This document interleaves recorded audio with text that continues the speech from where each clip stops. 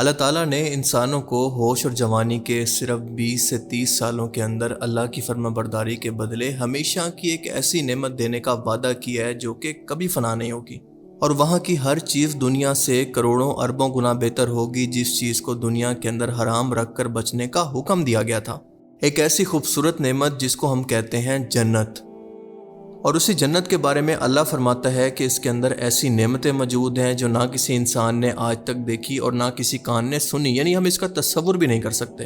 لیکن قرآن و حدیث میں جنت سے متعلق جو نعمتیں ہمیں بیان کی گئی ہیں ان کو کسی حد تک انہی کے مطابق ہم AI کی مدد سے مل کر آج جنت کا وزٹ کرنے والے ہیں، اور یہ ایک اتنا خوبصورت سفر ہوگا جو کہ آپ نے اپنی زندگی کے اندر اس سے پہلے کبھی محسوس نہیں کیا ہوگا۔ آنکھیں بند کریں اور تیار ہو جائیں میرے ساتھ اس سفر پر جانے کے لیے۔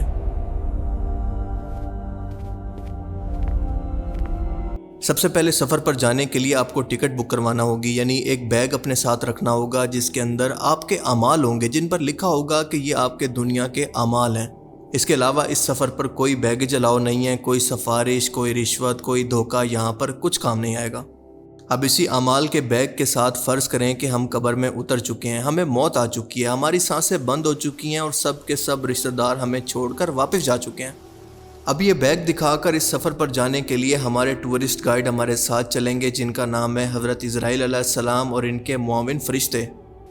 اب ہم قبر میں پہنچ چکے ہیں، لیکن بار بار یہ کیا کہ حضرت اسرائیل علیہ السلام ہم سے پاسپورٹ یعنی اجازت نامہ مانگ رہے ہیں جنت کے اندر جانے کے لیے۔ ان کی ڈیمانڈ ہے کہ وہ اجازت نامہ جس پر سٹیمپ لگی ہو کہ یہاں پر ہمیں انٹری الاؤ ہے، پر فکر کی کوئی بات نہیں کیونکہ آپ کے پاس سب کچھ مکمل ہے۔ اور اب ہم آگے اپنے جسم کو دنیا کے اندر ہی چھوڑ کر تمام فزیکل قانون کو توڑتے ہوئے 7 آسمانوں کا سفر کریں گے، اور ہر آسمان پر الگ الگ نبی موجود ہیں جن سے ملنے کی ہمیں اجازت نہیں ہے۔ ہر آسمان کے دروازے پر پہنچ کر اس کے انٹری گیٹ پر ہم اپنا تعارف کرواتے ہیں اور اس کے بعد اگلے آسمان کی طرف بڑھ جاتے ہیں۔ اب آخر کار ہمیں 7ویں آسمان پر ایک ایسی جگہ پر لے جایا جاتا ہے جہاں پر بہت ہی بڑے بڑے نورانی رجسٹر موجود ہیں، اور ہمیں وہاں پر اپنا ویزا پاسپورٹ دکھا کر انٹری کروانی ہے۔ اور یہ کیا، اس ریکارڈ پر تو لکھا ہوا ہے ایلین، اور ایک فرشتے نے مجھے آ کر مبارک دی ہے کہ آپ کو بہت بہت مبارک ہو کیونکہ آپ اس جنت کے سٹیزن بن چکے ہیں۔ آپ سب کو مبارک ہو، بس اب آگے تھوڑا سا ہی انتظار ہے۔ اس کا مطلب کہ ہمیں ایک بار پھر سے اپنی قبر کے اندر واپس زمین پر لوٹنا ہوگا، اور ہماری اسی قبر کے اندر منکر نکیر بہت ہی خوبصورت شکل اور لباس کے اندر امیگریشن کاؤنٹر پر ہمارے منتظر ہیں، اور انتہائی اخلاق سے ہم سے سوال کرتے ہیں کہ تمہارا رب کون ہے، تمہارا دین کیا ہے، اور اس شخص کے بارے میں تم کیا کہتے ہو، یعنی محمد رسول اللہ صلی اللہ علیہ وآلہ وسلم کے بارے میں کیا کہتے ہو۔ الحمدللہ ہم فاسٹ فارورڈ ہر چیز کا جواب دیتے ہیں۔ وہ ہمارے پاسپورٹ پر جنتی ہونے کی سٹیمپ لگاتے ہیں، اور اس کے بعد ہماری قبر ہماری آنکھوں کے دیکھتے ہی دیکھتے بے حد کھلی ہو جاتی ہے، اور اتنی کھلی ہو جاتی ہے کہ ایک باغ بن جاتی ہے۔ اس کے بعد ہم ذرا سائڈ پر دیکھتے ہیں تو جنت کی کھڑکی کھل جاتی ہے، جنت کی ٹھنڈی ہوا اور خوشبو آتی ہے، اور آپ کے سامنے آپ کے مر چکے رشتہ دار جو کہ نیک تھے اچانک سے سامنے آ کر آپ کو گلے ملنے لگتے ہیں، جن کو دیکھنے کے لیے دنیا میں آپ کی آنکھیں ترس گئی تھی، اور ان کے جانے کے بعد آپ کو ہر لمحہ وہ یاد آتے رہے۔ مثال کے طور پر آپ کے والد، آپ کی والدہ، آپ کے بہن بھائی، بیوی، خامند، بچے سب یہاں پر موجود ہیں، اور اس وقت آپ کی خوشی دیکھنے لائق ہے کیونکہ آپ کا دل خوشی سے بھر جاتا ہے، اور یہ سب لوگ مل کر آپ کے آس پاس ایک جنتی درخت کے پاس بیٹھ جاتے ہیں، بالکل ایک نئے آنے والے مہمان کی طرح، اور آپ سے ایکسائٹمنٹ کے اندر پوچھتے ہیں کہ دنیا میں فلاں شخص کیسا ہے، فلاں کی زندگی میں کیا چل رہا ہے، اس کے کیا حالات ہیں۔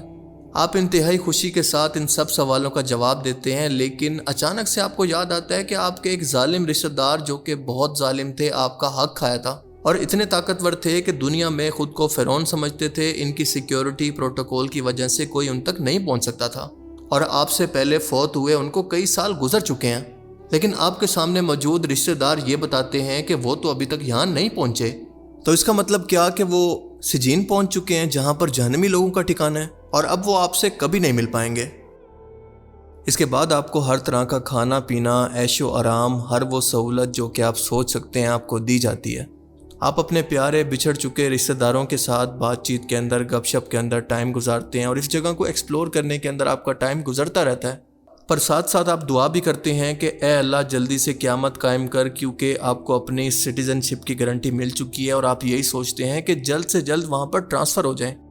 اور اسی گھومنے پھرنے کے دوران آپ کو یہاں پر ایک سائن بورڈ نظر آتا ہے جس پر لکھا ہوتا ہے کہ برزخ، اور اس کی ڈیٹیل کے اندر لکھا ہوتا ہے کہ یہ جنت اور جہنم کے درمیان ایک درمیانی فاصلہ ہے، یعنی ان دونوں کے درمیان ایک بیچ کا راستہ۔ اور یہی سوچتے سوچتے آپ اپنے جنتی بستر پر سو جاتے ہیں۔ اب برزخ کا یہ سونا شاید ہمارے لیے کچھ گھنٹوں کا وقت ہوگا، لیکن دنیا کے اندر کئی دہائیاں یا پھر کئی سینکڑوں سالوں کا ٹائم گزر چکا ہوگا۔ پھر ایک دن ایسا ہوتا ہے کہ فرشتے ہمیں نیند سے جگا کر انتہائی ادب سے ریکویسٹ کرتے ہیں کہ ایک بڑے میدان عرفات کی طرف جاؤ۔ آپ یہاں پر پہنچ کر دیکھتے ہیں کہ ہر طرف افراتفری ہے، خوف ہے، چیخو پکار ہے، اور سب ایک لائن کے اندر ننگے بدن کھڑے ہیں، اور خوف کی وجہ سے کوئی کسی کو دیکھ ہی نہیں پا رہا۔ اور گرمی اتنی شدید ہے، سورج کی تپش اتنی زیادہ ہے کہ گناہ گار لوگ اپنے پسینے کے اندر ڈوبتے جا رہے ہیں اور ایسے بیہیو کر رہے ہیں جیسے پاگل ہو جائیں گے۔ پر ہم سب پرسکون ہیں کیونکہ ہم پر ایک بادل نے سایہ کیا ہوا ہے، اور ہمارے آس پاس نورانی چہرے والے بزرگ بھی موجود ہیں جو کہ اپنے زمانے کے نبی، اولیاء اور شہید ہیں۔ پر اس کے باوجود بھی ہم دیکھ سکتے ہیں کہ وہ بھی اس منظر کو دیکھ کر پریشان ہیں،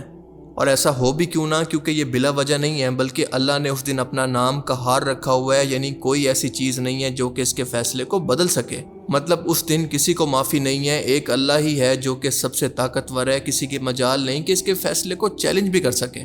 فاسٹ فارورڈ اس کے بعد ہماری باری آتی ہے تو سجین کے اندر ہمارا ریکارڈ چیک ہوتا ہے تو دیکھا جاتا ہے کہ سب کچھ کلیئر ہے، اور اس کے بعد ہمارے چہرے خوشی سے چمک رہے ہوتے ہیں، اور ہمارا پاسپورٹ ہمیں دائیں ہاتھ میں ملتا ہے، اور ہمارا پاسپورٹ دے کر ہمیں ایک نئی جگہ پر پہنچایا جاتا ہے جہاں پر حد نگاہ تک ایک بہت بڑا پل نظر آتا ہے، اور یہ بہت ہی خطرناک پل ہے جو کہ جہنم کے اوپر بنا ہوا ہے۔ یہ اتنا خطرناک اور وحشت ناک ہے کہ کسی بال کی طرح باریک ہے اور تلوار سے زیادہ تیز ہے، اور جو شخص بھی اس کو پار نہ کر پایا وہ اسی جہنم کے گڑھے کے اندر کٹ کر گر جائے گا ہمیشہ کے لیے، اور سب جانتے ہیں کہ ان کے ساتھ کیا ہونے والا ہے۔ ہم انتہائی تیز سپیڈ سے فوراً سے اس کو پار کر کے دوسرے کنارے پر پہنچ جاتے ہیں، لیکن ساتھ ساتھ پیچھے مڑ کر دیکھتے ہیں کہ ہمارے کچھ ساتھی بہت ہی آہستہ، تو کوئی رینگ کر، تو کوئی ہوا کی طرح، تو کوئی دوڑ کر، تو کوئی پیٹ کے بل چل کر آ رہا ہے، سب اپنے اعمال کے مطابق اس کو کراس کر رہے ہیں۔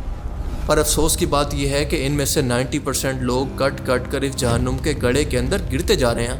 اور ان لوگوں کی گرتی ہوئی چیخیں اور آگ کا غصہ بہت ہی دردناک اور وحشتناک منظر پیدا کر رہا ہے۔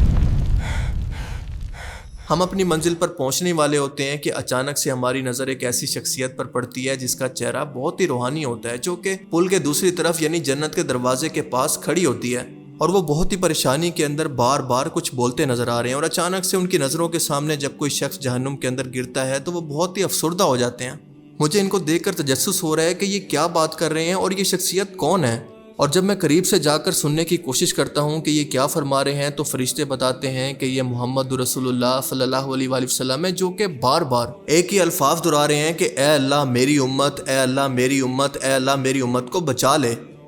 ذرا امیجن کریں کہ وہ امت جو کہ اس وقت قبروں کے اوپر جا کر سجدے کر رہی ہے، اس امت کے لیے محمد رسول اللہ صلی اللہ علیہ وآلہ وسلم اتنا پریشان ہے۔ آپ جو ساری زندگی توحید کی تبلیغ کرتے رہے اس کو ان لوگوں نے ملیا میٹ کر دیا، پر پھر بھی ان لوگوں کو دیکھ کر آپ کا دل اتنا افسردہ ہے۔